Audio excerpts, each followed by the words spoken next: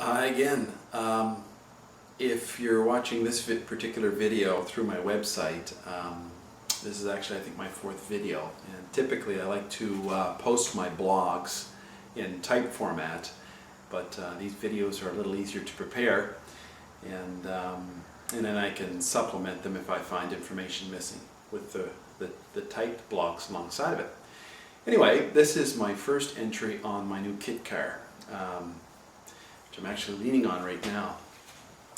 I always have had an interest in mechanical things, and I've, for the most part, spent my adult life from a hobby standpoint working on motorcycles, buying, selling motorcycles, fixing them up, repairing them, actually repaired motorcycles for friends and acquaintances and that sort of thing, and my own, of course. But about 2 years ago, or 3 years ago I guess, my son and I decided that it would be a lot of fun to build a car, to restore a car. And our initial thought was we all have either cars from our youth or cars we've come across in our life at some point that have struck a chord. For me, it was the 1955 Chevy two-door coupe from American Graffiti in 1973. In 1973 I was only 4 years old, but when I was 10 they played the movie on TV and I fell in love with that black car. Did a lot of research on it. Turns out the car was actually featured in a film the year before called Two-Lane Blacktop. It's basically a Chevy Tri-5 55, black, complete roll cage, aluminum 427, tubbed, radiused rear fenders, set up basically as a gasser for the street. Fell in love with that car. I also liked, had an affinity for the 77 or 78 Trans Am and Smokey and the Bandit. My son, who's now 14, also, actually, he went flipped over the Trans Am, and always, to this day now, ever since he was 5 or 6 years old, has always wanted one of those black Trans Ams. Coincidentally, there's a connection between the two cars. The soundtrack from the movie Smokey and the Bandit, the sound effects of the Trans Am were actually, believe it or not, recordings from that 55 Chevy from Two-Lane Blacktop. So they recorded the engine from the Chevy and overdubbed it on the video from Smokey and the Bandit, if you can believe that. So I guess that there's a connection between the two. So he and I talked back and forth, and we decided a couple years ago that Trans Am would probably be a better car to build or restore or rebuild, whatever. So that was sort of our focus. We were going to do a 77 or 78 Trans Am, black with the big screaming chicken on the front, the whole 9 yards. Last year I visited the Factory 5 factory and warehouse in Wareham, Massachusetts, and I was blown away. And a friend of mine was looking at, still is looking at, building one of the Roadsters, which is basically this early 60s AC Cobra.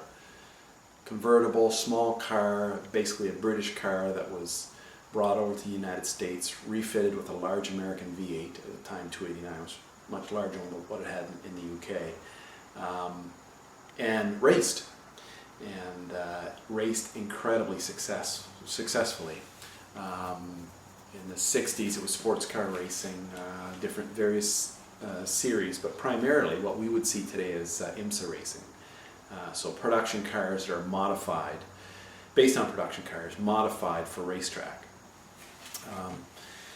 Typically what happens is when you race a car in any series, with the exception of Formula One, when you race a car, you need to build and sell so many of these cars for the street.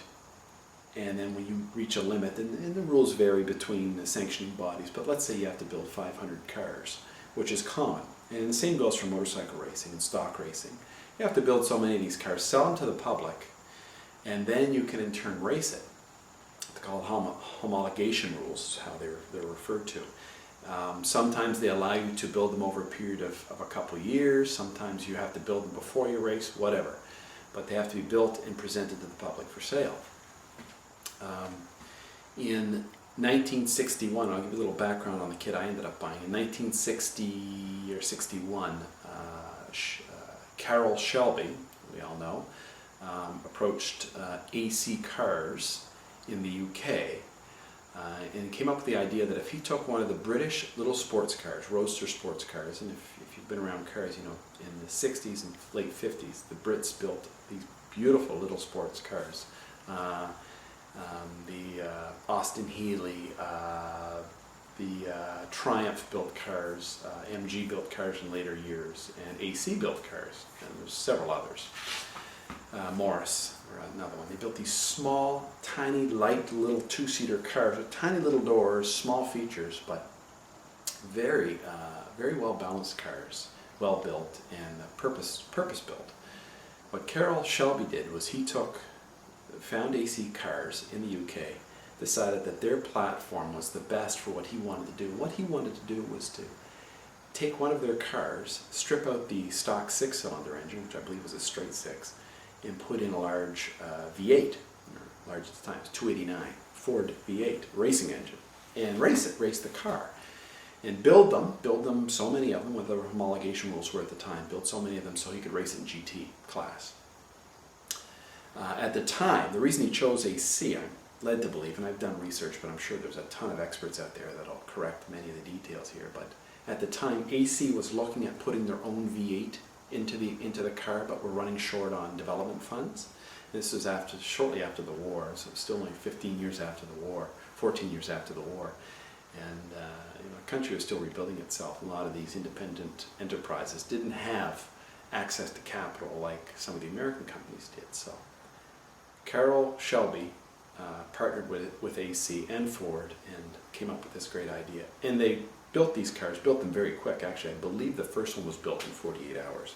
They shipped the car over from AC, ready for a V8, albeit ready. So they had engine mounts ready for a V8. And then the Shelby gang basically shoehorned a V8 in there, ran it, tweaked it a little bit, and was ready to roll. When the car started racing, it did exceptionally well. Won many, many races, specifically the short track races, because the car had no roof. It was just basically a windshield and roll bar. And there wasn't a lot of aerodynamic work that had been done on the car. It was a short wheelbase, and short tail. So it was great in short tracks, but in the long tracks such as Le Mans, Sebring, trying to think what other ones might be, Daytona, good example. Those long tracks, the more streamlined hard-topped cars, such as the Ferrari GTO in '62, I believe, '63, and the Jaguar XKE race car, XKER, whatever. Those cars tended to do better in the long tracks because they had a little better aerodynamics, and they could hit higher speeds on the straights. So that was sort of the initial Shelby Cobra concept and its sort of success, and the production I think continued into 1967, or maybe longer, but its real run was from the early 60s. In '64, Ford announced that they were going to chase down Ferrari in '66 with what became the GT40, which was a rear engine or mid-engine, but behind the driver mid-engine car. Low, completely new concept, because I know Ferrari came out with their 330 series that same year. That's another story. But leading up to 1966 and '64, Ford, along with a couple of very bright young engineers and racers, came up with the idea, or Shelby came up with the idea of taking one of the AC Cobras that they were racing successfully and rebodying it, taking the same chassis, same underpinnings, same drivetrain even, and rebodying it so it became a hardtop, stretching out the nose, making the nose a little bit pointier, but more importantly, because aerodynamics are more important at the tail end of the car, they stretched out the tail into a fastback design. They came up with the shape of a car that was beautiful. It resembled closely the Ferrari GTO, which was same sort of idea with the long pointy nose and the teardrop shape in the tail. Peter Brock, I believe, penned the initial concept in a matter of hours. They had one car bodied, and they tested it, and using a 289 with fuel injection. I think they hit close to 180 miles an hour, whereas the Cobra, the regular roadster Cobra, with the exact same engine could only hit 160. So just by rebodying the car, the same chassis, they were able to get an extra 20 miles per hour out of the straights. Okay, car was only marginally heavier, so they had all the advantages that the initial Cobra had over the Ferraris. And in the faster areas of the track, but the straights, they were able to maintain their dominance. And 65, when they actually raced, was a big year. I believe it may have spilled into 66, but regardless, 66 was really the beginning of the GT40. 65 was their big year, where they took these Daytona, they called them Daytona Coupes, these rebodied Cobras. They referred to them as Daytonas because their first big win, I believe, was at Daytona, which would have been the spring of 65. They won, I believe, the series championship that year, beating Ferrari, which was their target at the time. And they only built 6 of these cars. Now, all of the original Daytona Coupes, all 6 of them, were all built with 289 engines. Now, there will be chat on supposedly accurate website forums that will suggest that the initial coupe had somewhere in the vicinity of 450 and 500 horsepower. And I've done a lot of research, and I've actually watched videos, and Jay Leno, for example, if you search Jay Leno, he actually drove one of the original 6, and it was restored by what is viewed as the world expert, or one of the world experts on these coupes. He said in the video, the original coupes, all 6 of them, with the 289s and the fuel injection, only had 270 to 280 horsepower. Okay, so doesn't seem like a lot, but we're talking about a car that may have weighed 18 or 1900 pounds. So anyway, the reality is that the cars aren't. I mean, the legend says that they were horsepower giants. They weren't. They were well designed, well engineered, and well executed cars. The initial suspension, even of the first 1 or 2, I believe, was leaf spring as opposed to independent. I know the original suspension of the Cobra Roadsters in the early 60s were all leaf springs. So anyway, fast forward to the present. Factory 5, which I spoke about at the beginning of the video, offers a Daytona Coupe kit.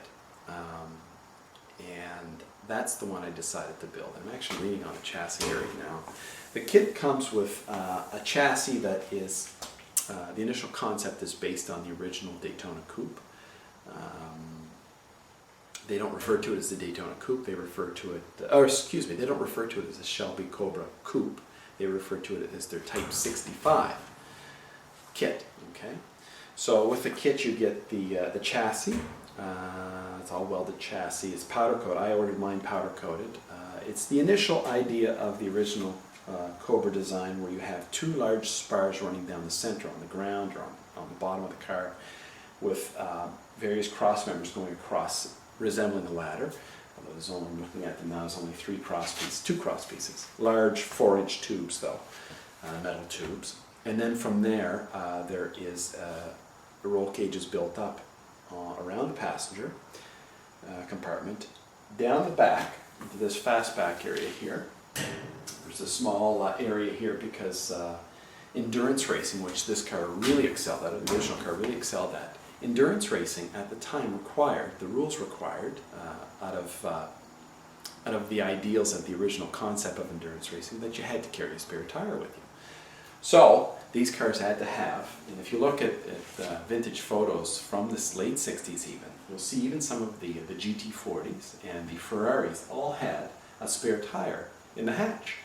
So they're essentially hatchbacks. Fastbacks, hatchbacks, whatever. Fastback just generally means that the roof line of the car tapers down right to the rear, the back of the car.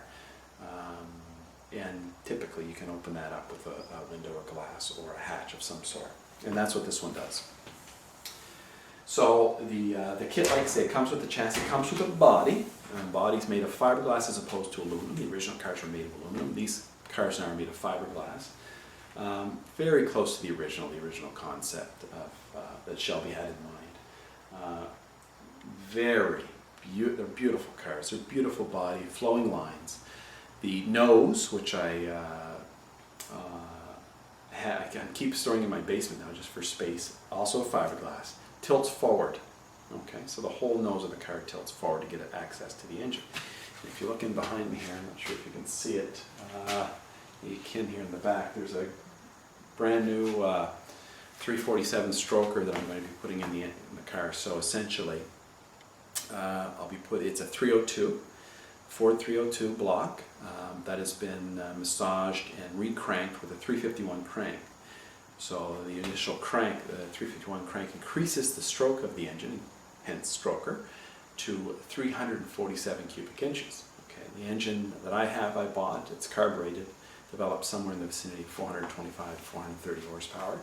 I'll be mating it to a 5-speed Tremec TKO 600 transmission, which should arrive here shortly. I'll talk about that in a minute, and putting that in the car.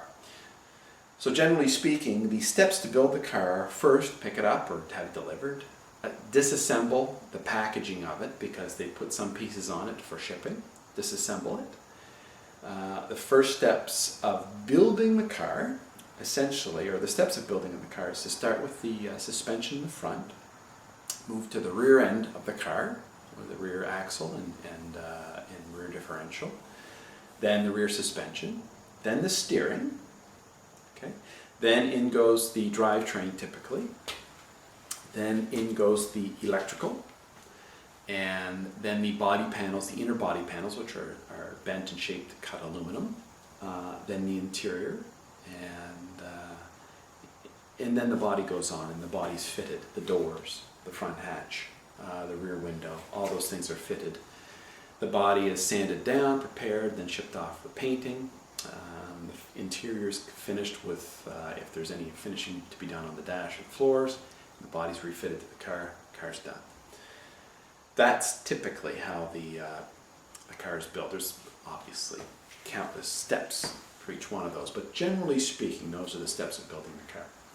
I bought this car, this kit, I traded in some motorcycles actually to buy the car, to buy the kit.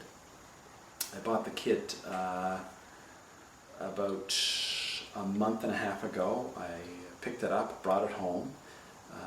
Last week we actually started working on it. We disassembled the car, built a buck for the body, and the buck essentially holds the body while I work on the chassis. A lot of core work to be done on the chassis.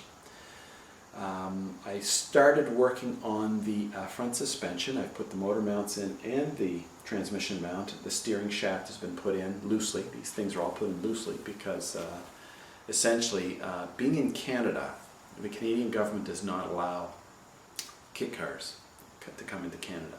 They will, however, allow you to import or have shipped in car parts. So Factory 5 has worked a ton with Transport Canada to basically, I wouldn't say lobby them, but to advocate what their kits are and what their kits are about, because typically the kits are not complete. So with what I have, I'm missing so many pieces that I in turn have to buy what we call another kit, a Canadian completion kit it's called. So I've ordered that, and that should come in. And that includes some suspension components that didn't come with the original kit, the fuel system, the brake system, the shocks. There's coilover shocks at each corner. All those things are coming with the completion kit. So as I mentioned, I have the original kit here. I have the engine, which I ordered at the same time I ordered the kit. That was built by Engine Factory in New Jersey. Very pleased with the service. I haven't run the engine yet, of course, but I have a video of it on YouTube running at their dyno. And so now I'm waiting for the transmission, the rear end, which includes the differential axle and housing, the completion kit, which is the brake systems and the fuel systems. And once that all arrives, I'm going to go at it. My intention is to have the car completed within 1 year. I'm keeping my fingers crossed I'll be able to do. If not, I'll push it over to 2 years. Done a lot of research online about how long it takes to build one of these. Typically, if you're not doing the body work, and I'm not, the job should take somewhere in the vicinity of anywhere from 200 to 350 hours. And it's quite a variance there. But for example, what I've done so far, I have read some online sort of diaries of builds. I am working a little quicker than what I've read. There's a couple folks online that have built these things in 5 or 6 months. There's a couple people that have built them in a year that I've read. Most people take 2 years, okay? But they putter away. I have a lot more time on my hands than a lot of these people. I have a great range of tools, and I also have a lot of experience working on some of this stuff, although I'm sure I'm going to run into snags. Additionally, I'm not intend to make any modifications to the kit. And that's typically where a lot of folks who build these kits tend to get carried away in time, is that they want to, for example, I don't know, they may want to put a Chevy engine in one of these things, for example, which takes some time because you have to fabricate different engine mounts and transmission mounts and that sort of thing. I have no intention of doing anything like that. I have no intention of changing the general kit. I'm basically building the kit stock with a few add-ons, and the add-ons will be, I'll have some carpeting and some dash covering, so it's pretty minimal what I'm modifying from the kit. Looking at the chassis though, there's some tweaks I'm going to have to make. A few brackets are bent or twisted, which typically happens when you're welding these things together. If the welder stays on too long, it tends to warp some of the metal a little bit or twist it off a bit. So there's a couple things I have to bend or twist back into shape. I'm not too fussy about some things, but others I am. The paint I want to be, and I'm not going to be doing the paint work, but I do want that to be a top-notch job. Other than that, it'll be bone stock. What I intend to do is take videos of this process from time to time, just as an update more than anything else,